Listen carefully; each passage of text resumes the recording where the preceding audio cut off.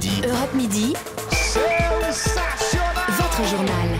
Wendy Bouchard. Et le mondial est lancé chaque jour. Guy Roux nous accompagne. Bonjour Guy.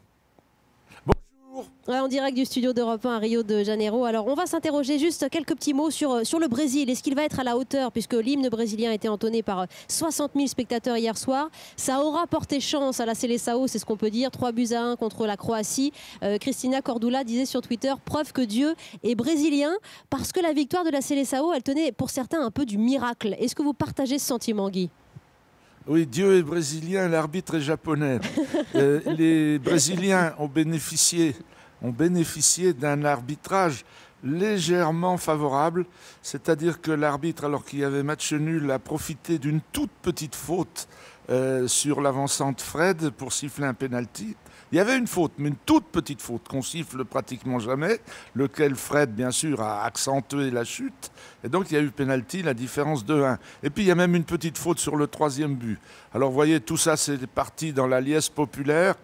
C'est peut-être du côté des battus que c'est moins gentil. Oui, c'est ça. On a vu un homme, cela dit un sauveur au sens presque biblique, c'est Neymar, le numéro 10, auteur du doublé qui renverse la situation. Est-ce que ce peut être lui, l'homme du mondial, l'homme du Brésil au mondial ? En tout cas, il a bien commencé, puisque marquer 2 buts, il y en a qui mettent toute la Coupe du Monde pour ne pas les marquer. Il a un physique très agréable pour les dames.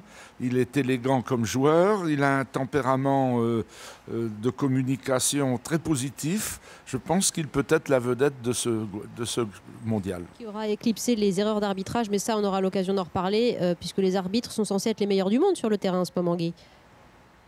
Oui, les arbitres sont concentrés, on essaye de leur donner une vue unique, on essaye de les rassurer, mais je pense que les contraintes géopolitiques comptent quand même, et ça c'est dans toutes les Coupes du Monde. Merci beaucoup Guy Roux, on aura le plaisir de partager un bon petit quart d'heure lundi, lendemain du premier match des Bleus à Rio, et ce sera chaque jour avec vous l'image du jour en direct des studios d'Europe 1 à Rio. Merci Guy Roux.